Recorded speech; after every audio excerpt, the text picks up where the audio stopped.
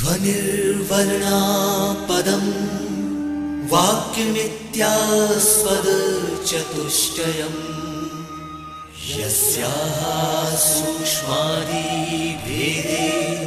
वाग्देवीं तामुपास्महे।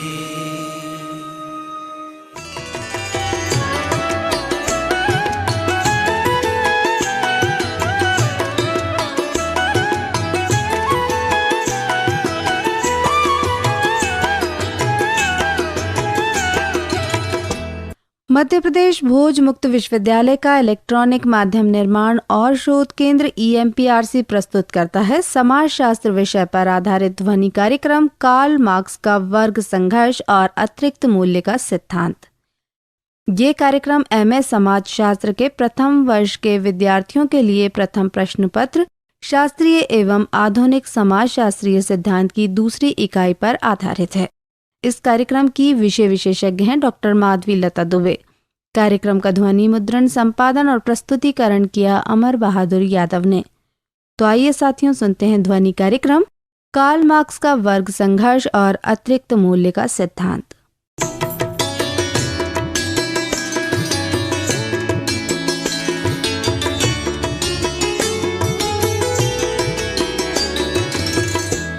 विद्यार्थियों, आज हम कार्ल मार्क्स के अतिरिक्त मूल्य का सिद्धांत एवं वर्ग संघर्ष का सिद्धांत, इन सिद्धांतों के बारे में चर्चा करने जा रहे हैं।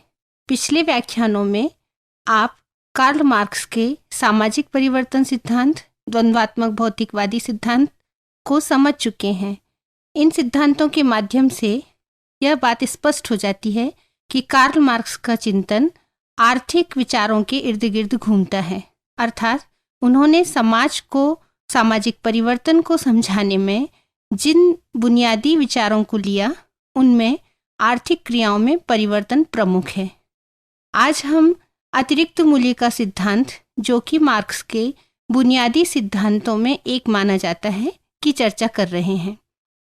कार्ल मार्क्स का मानना था कि पूंजीवादी समाज का ढांचा अतिरिक्त मूल्य के उत्पादन पर ही निर्मित है। विद्यार्थियों, दरअसल मार्क्स जिस समय इंग्लैंड में थे, वहाँ उन्होंने पूंजीपतियों के द्वारा श्रमिकों के शोषण को जिस तरह से अनुभव किया, देखा, उसके आधार पर उन्होंने अपनी पुस्तक पूंजी में अतिरिक्त मूल्य के सिद्धांत की व्याख्या की। उनका ऐसा मानना था कि पूंजीपति जो अतिरिक्त लाभ प्राप्त करते हैं, वह श्रमिकों के द्वारा किए जाने वाले अतिरिक्त श्रम का परिणाम होता है। अतिरिक्त मूल्य कैसे पूंजीपति प्राप्त करते हैं, इस बात को जानने के लिए पहले हम कुछ प्रमुख बिंदुओं पर चर्चा करेंगे। जैसे अगर किसी वस्तु का मूल्य तय होता है तो उसमें कुछ बातें ध्यान देने योग्य हैं। पहला तो उस वस्तु का मूल्य, दूसरा उस वस्तु को तैयार करने में लगने वाला श्रम, और तीसरा उस वस्तु से प्राप्त होने वाला लाभ। तो कोई भी वस्तु जो बाजार में उपलब्ध होती है या जो उपभोग के लिए तैयार हम पाते हैं, खरीदते हैं, उस वस्तु का जो मूल्य है वह दो तरह के माल या दो तरह की वस्तुओं के बीच के संबंध पर निर्भर करता है। उदाहरण के लिए, एक कपड़ा जब तैयार होता है तो एक मूल्य उस कपड़े का होता है, दूसरा उस कपड़े से तैयार होने वाला वस्त्र, यह उसका दूसरा मूल्य है। तो ये जो दूसरा मूल्य है, मार्क्स कहता है कि ये मूल्य उसके पहले वाले मूल्य के आधार पर तय होता है। इसी तरह से जो माल तैयार होता है या उपभोग के लिए जो सामान तैयार होता है, उस पर जो श्रम लगता है, वह श्रम किसी व्यक्ति के द्वारा, श्रमिक के द्वारा उसकी क्रियाशीलता का परिणाम होता है। लेकिन वह किन चीज़ों पर काम करेगा, कौन से उपकरण होंगे, उत्पादन करने के लिए जो साधन होंगे, उसके आधार पर उसके श्रम को लगाकर और फिर वस्तु निर्मित होती है। इसी तरह से हम देखते हैं कि जो एक उत्पादित सामग्री है, उससे जो लाभ प्राप्त होता है, वह उत्पादन लागत और विनिमय मूल्य के बीच का अंतर होता है। यानी कोई भी वस्तु तैयार करने में जितना कच्चा माल लगा, श्रम यानी मजदूरी जो दी गई, रखरखाव पे जो खर्च हुआ, इसके बाद जो विनिमय मूल्य होता है, इनके बीच का जो अंतर होता है वह उसका मूल्य तय करता है, लाभ तय करता है। तो इस तरह से जो अतिरिक्त मूल्य है वह किसी वस्तु के निर्माण में कैसे तैयार किया जाता है, कैसे प्राप्त किया जाता है, पूंजीपति कैसे उसका लाभ ले पाते हैं, इसको समझाने के लिए मार्क्स ने कहा कि पूंजीपति श्रमिकों के द्वारा जो श्रम कराया जाता है उसको बड़ी नियोजित तरीके से, चतुराई से इस ढंग से तैयार करवाते हैं वस्तु को कि वो उससे अतिरिक्त श्रम ले लेते हैं और उसका कोई उसे फिर पारिश्रमिक नहीं देते।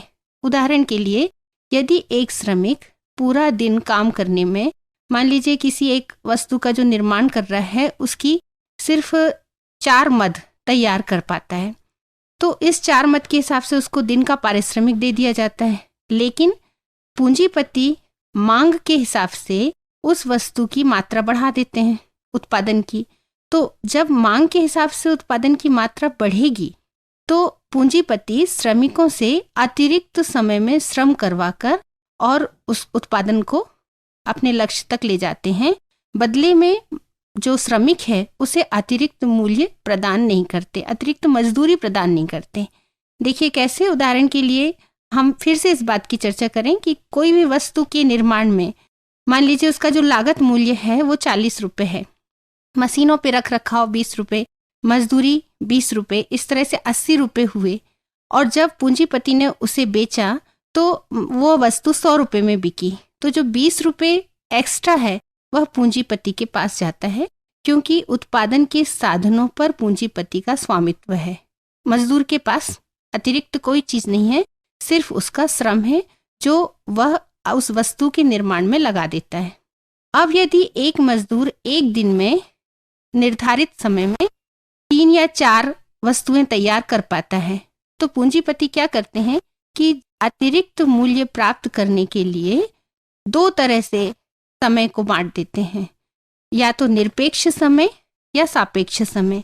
अब ये निरपेक्ष समय और सापेक्ष समय क्या है, किस तरीके से निरपेक्ष मूल्य सापेक्ष मूल्य वस्तुओं के निर्माण में पूंजीपति तैयार कर पाते हैं, इसकी चर्चा मार्क्स ने इस तरह से की है कि जब कोई पूंजीपति श्रमिक के काम के घंटों की अवधि बढ़ा देता है, तो स्वाभाविक है कि एक मजदूर जैसे 5 घंटे काम कर रहा है और यदि वह उससे पूंजीपति उससे 6 घंटे काम लेगा तो मजदूरी तो वही रहेगी, लेकिन जो उत्पादन की इकाइयां हैं, उत्पादन का जो सामान है वह मात्रा बढ़ जाएगी। तो इसे मार्क्स ने निरपेक्ष समय कहा, निरपेक्ष मूल्य कहा। और दूसरा जो सापेक्ष मूल्य है वह काम के घंटों को 2 भागों में बांटकर पूंजीपति बढ़ाते हैं।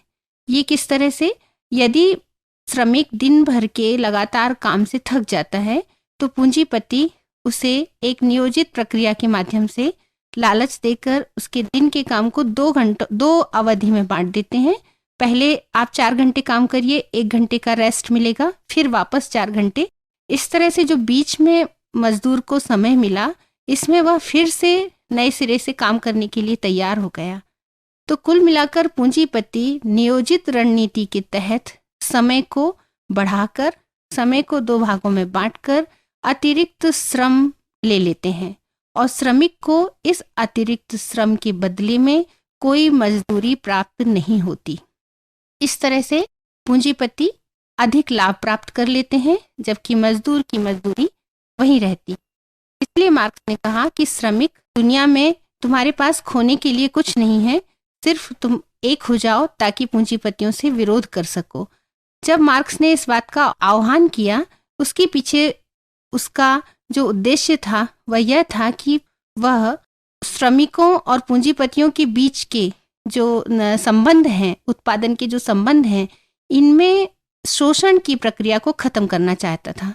कैसे हो शोषण खत्म और मजदूर अपने अधिक से अधिक अधिकारों को कैसे प्राप्त करें, समाज में समानता कैसे स्थापित हो, इसे समझाने के लिए उसने जो दूसरा सिद्धांत प्रस्तुत किया वह है वर्ग संघर्ष का सिद्धांत। मार्क्स ने श्रमिकों और पूंजीपतियों के बीच के जो संबंध थे या निरंतर समाज में वर्ग संघर्ष की प्रक्रिया तेज होने के जो कारण थे, इन कारणों को वर्ग संघर्ष का परिणाम बतलाते हुए यह स्पष्ट किया कि दुनिया का आज तक का इतिहास वर्ग संघर्ष का इतिहास है।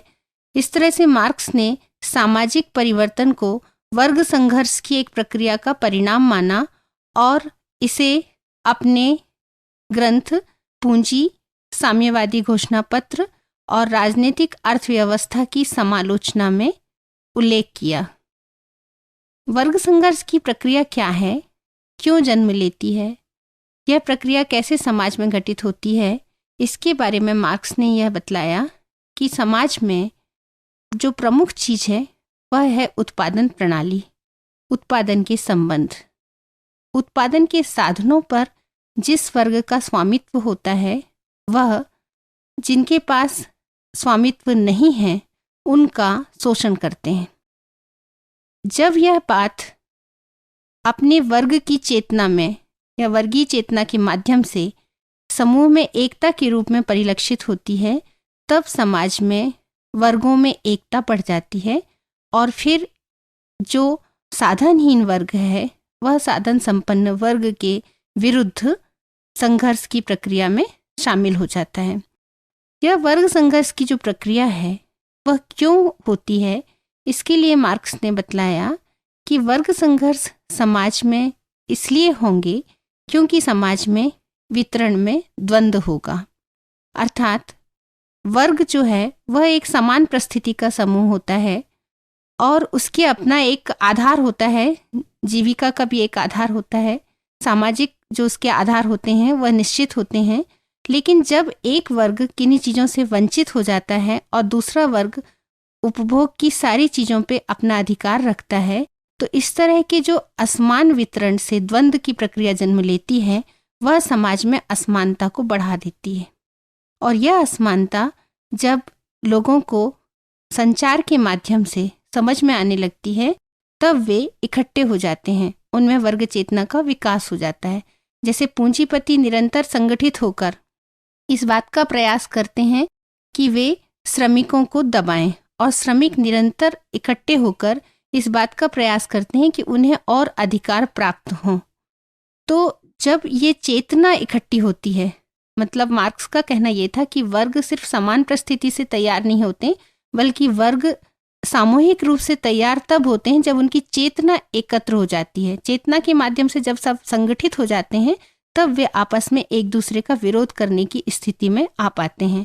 तो संचार के माध्यम से वर्ग चेतना का विकास होता है और यह वर्ग चेतना इतनी शक्तिशाली हो जाती है कि व्यापक असंतोष फैलता है।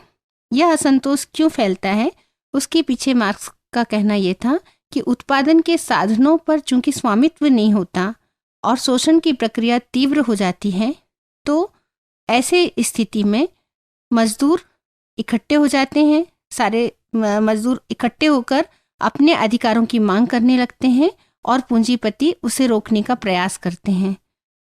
एक स्थिति ऐसी आती है कि जब आर्थिक शक्तियों के स्वामित्व के कारण राजनीतिक शक्तियां भी पैदा होने लगती हैं और जो पूंजीपति वर्ग है वह समाज में देश की जो प्रमुख राजनीतिक संस्थाएं हैं, प्रक्रियाएं हैं, इनको भी अपने हाथ में लेने लगते हैं। तात्पर्य यह है कि पूंजीपति प्रत्येक स्तर पर अपने हितों की सुरक्षा का प्रयास करते हैं और कोशिश ये करते हैं कि वे मजदूरों से अर्थात श्रमिकों से ज़्यादा श्रम लेकर और अधिक से अधिक लाभ प्राप्त करते रहें। यह प्रक्रिया किस तरह से जन्म लेती है, इसके लिए मार्क्स ने कुछ स्तर पूंजीवादी समाज की स्थितियों को देखकर बतलाए। सबसे पहले उसने ये कहा कि वर्ग संघर्ष की प्रक्रिया तब जन्म लेती है जब सर्वहारा वर्ग का विकास होता है। मार्क्स का ऐसा मानना था कि जब श्रमिकों में समानता की चेतना फैल जाती है तो वे संगठित हो जाते हैं।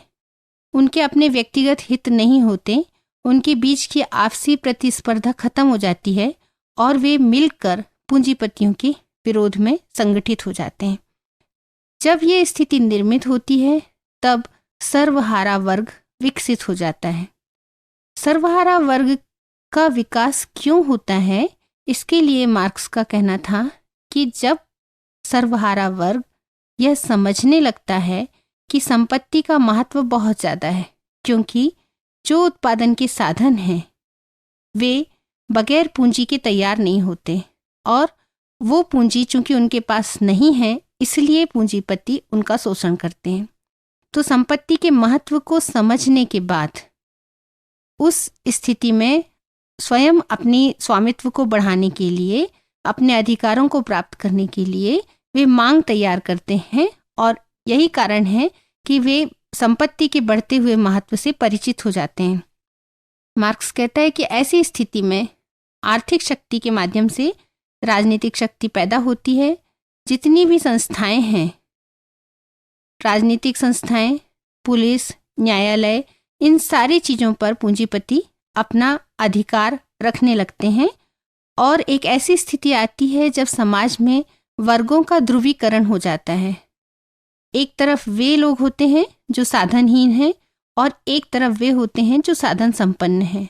कुछ छोटे पूंजीपति भी होते हैं जो इस प्रतिस्पर्धा के समय में अपने स्वामित्व को खो देते हैं, और वे भी सर्वहारा वर्ग में मिल जाते हैं। बड़े पूंजीपतियों के संघर्ष में वे सामने नहीं आते, अतः वे सर्वहारा के साथ हो जाते हैं। वर्गों के ध्रुवीकरण की प्रक्रिया जब समाज में तेजी से बढ़ती है तो फिर एक ऐसी स्थिति जन्म लेती है जिसमें समाज में निरंतर शोषण के परिणाम स्वरूप दरिद्रता में वृद्धि होती है। जो भोग की वस्तुएं हैं उनके मूल्य अधिक होने से साधनहीन वर्ग उनसे वंचित होते जाता है, और क्रमशः इस स्थिति में अपने को पाता है कि वह अलगाव की भावना से ग्रस्त हो जाता है। यह अलगाव की भावना क्या है?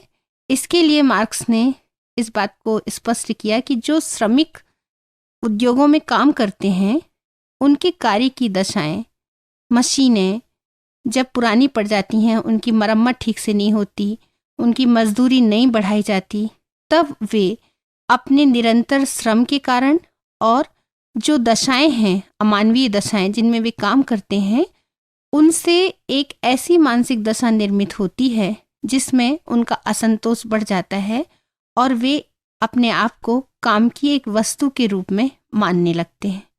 तो इस तरह से वे समाज के किसी मनोरंजन में या समाज के किसी ऐसे कार्य में स्वयं को दूर रखने का प्रयास करते हैं, क्योंकि वे मशीन की तरह, एक उपकरण की तरह अपने आप को पाते हैं।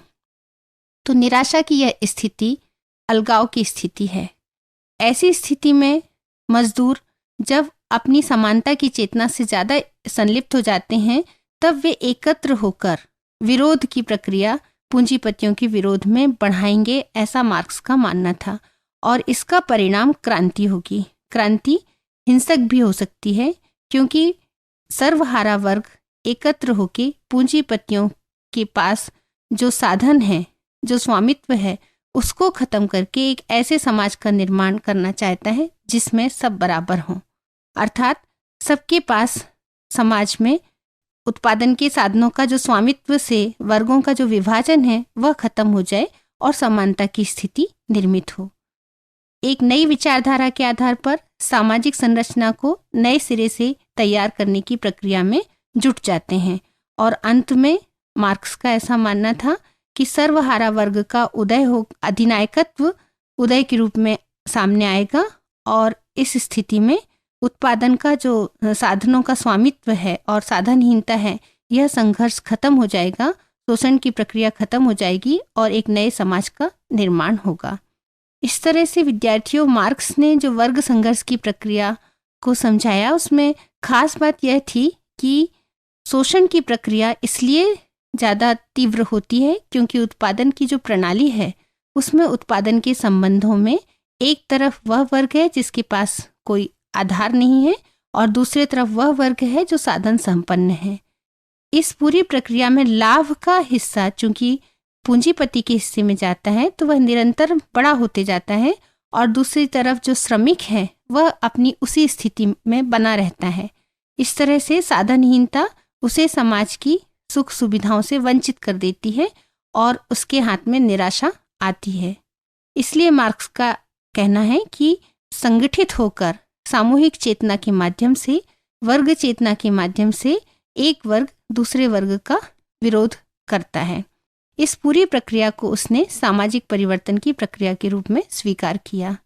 लेकिन ऐसा नहीं है कि मार्क्स का यह सिद्धांत 100% सही हो, क्योंकि जो विद्वान आलोचक हैं उनमें सी राइट मिल्स जैसे विद्वान का ये कहना है कि मार्क्स ने वर्ग संघर्ष में अलगाव, दरिद्रीकरण, जिन चीज़ों का जिक्र किया है, वर्गों का ध्रुवीकरण, यह प्रक्रिया पूंजीवादी समाज में सदैव हो यह आवश्यक नहीं है।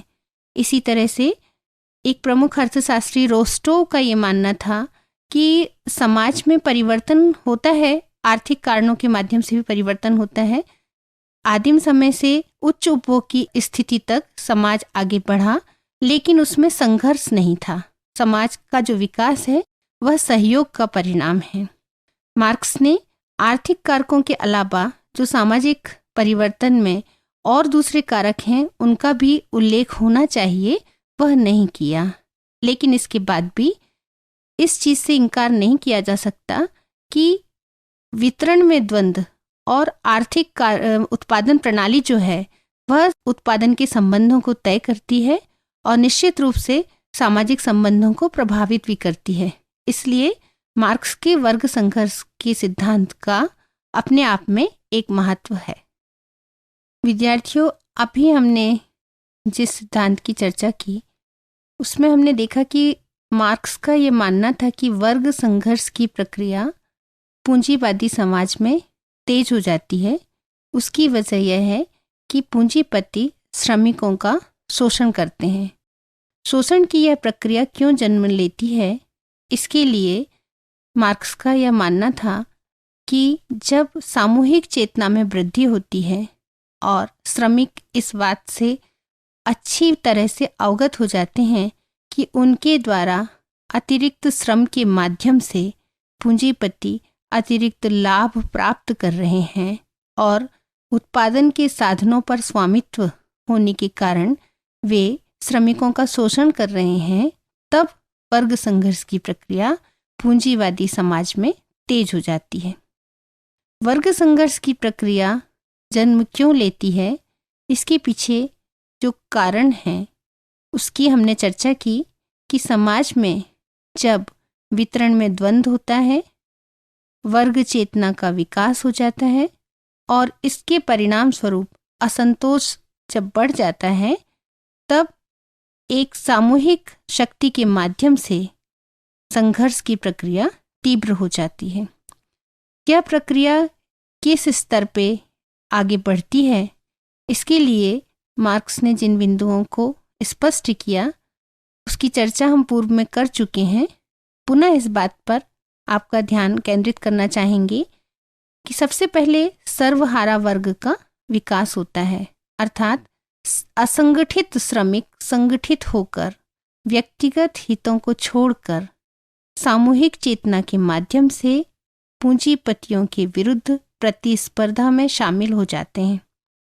और ऐसा इसलिए क्योंकि जो दूसरी प्रमुख बात है वह यह है कि वे ये जानने लगते हैं कि पूंजीपति संपत्ति अर्थात पूंजी के माध्यम से साधनों पर स्वामित्व रखते हैं। जब तक ये साधनों पर स्वामित्व उन्हें प्राप्त नहीं होगा, तब तक उनकी यही दशा रहेगी। इस तरह से वे संपत्ति के बढ़ते हुए महत्व से परिचित हो जाते हैं और समाज में आर्थिक शक्तियों के केंद्रीकरण से राजनीतिक शक्ति पर भी पूंजीपति अपना वर्चस्व स्थापित करना चाहते हैं। दूसरी तरफ श्रमिक भी संगठित होकर अपनी एक शक्ति बनाना तैयार कर देते हैं। इस पूरी प्रक्रिया में वर्गों का ध्रुवीकरण होता है। वर्गों का ध्रुवीकरण अर्थात एक तरफ साधन संपन्न वर्ग और दूसरी तरफ साधनहीन वर्ग। इस प्रक्रिया में जो बीच में छोटे छोटे पूंजीपति हैं, कम पूंजी वाले जो व्यक्ति हैं, वे भी इतनी ज़्यादा प्रतिस्पर्धा के माहौल में अपने आप को खड़ा नहीं रख पाते और वे उस संघर्ष में सर्वहारा वर्ग के साथ जुड़ जाते हैं। इस तरह से सिर्फ समाज में दो ही वर्ग बचेंगे, एक वह वर्ग जिसके पास ज़्यादा संपन्नता है और एक वह वर्ग जिसके पास कोई साधन नहीं है। और इस प्रक्रिया का जो परिणाम है वह होगा दरिद्रीकरण में वृद्धि। अर्थात चूंकि जो सर्वहारा वर्ग है इसकी आय का कोई अतिरिक्त स्रोत नहीं है और यह महंगाई, बढ़ती हुई कीमतों के कारण अपने उपभोग की सामान्य स्थितियों को भी प्राप्त नहीं कर पाता, तो वह और दिन पर दिन दरिद्र होता जाता है, जबकि पूंजीपति अतिरिक्त लाभ के माध्यम से निरंतर पूंजीपति अपनी स्थिति में मजबूत होते जाते हैं और अंततः अलगाव, दरिद्रता की जो स्थितियां हैं वह मजदूरों को एक बार पुनः सामूहिक चेतना में वृद्धि करने के लिए विवश करती हैं और मजदूर अपनी वर्ग एकता के माध्यम से पूंजीपतियों का विरोध करने लगते हैं। यह विरोध जब चरम स्थिति में होगा तब मार्क्स का ऐसा मानना था कि क्रांति निश्चित होगी और यह क्रांति हिंसक रूप भी ले सकती है, क्योंकि समानता की चेतना मजदूरों को, श्रमिकों को या सर्वहारा वर्ग जो सब कुछ हार चुका है, एक ऐसा साधनहीन वर्ग उन साधनों पर स्वामित्व प्राप्त करना चाहेगा जिनके कारण वह शोषण का शिकार है। इस तरह से क्रांति इस पूरी प्रक्रिया का अंतिम चरण होगी। लेकिन विद्यार्थियों, पूंजीवादी समाज में ये स्थितियां अगर देखी गई, उनमें सदैव यह आवश्यक नहीं है कि उसका अंतिम परिणाम क्रांति हो। और दूसरी बात, जो प्रक्रिया के चरण मार्क्स ने बतलाए हैं, यह प्रक्रिया भी सभी समाजों में इस तरीके से नहीं हुई कि मजदूरों को अलगाव की स्थिति से गुजरना हुआ हो या अत्यंत संघर्ष की स्थितियों का सामना करना पड़ा हो। इसलिए जो दूसरे चिंतक हैं वे मार्क्स के इस सिद्धांत पर कुछ प्रश्न पैदा करते हैं, जिसके संबंध में हमने आपको सी राइट मिल्स, रोस्टो जैसे विद्वानों के विचार बतलाए। अंत में वर्ग संघर्ष का सिद्धांत मार्क्स के प्रमुख सिद्धांतों में से एक है।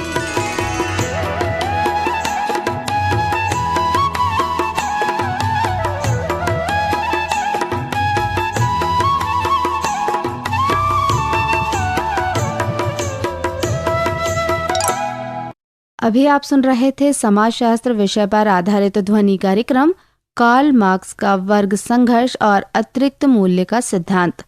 कार्यक्रम की विषय विशेषज्ञ और वार्ताकार थीं डॉक्टर माधवी लता दुबे। संपादन और प्रस्तुतिकरण किया अमर बहादुर यादव ने। ये कार्यक्रम मध्य प्रदेश भोज मुक्त विश्वविद्यालय के इलेक्ट्रॉनिक माध्यम निर्माण और शोध केंद्र EMPRC द्वारा निर्मित किया गया।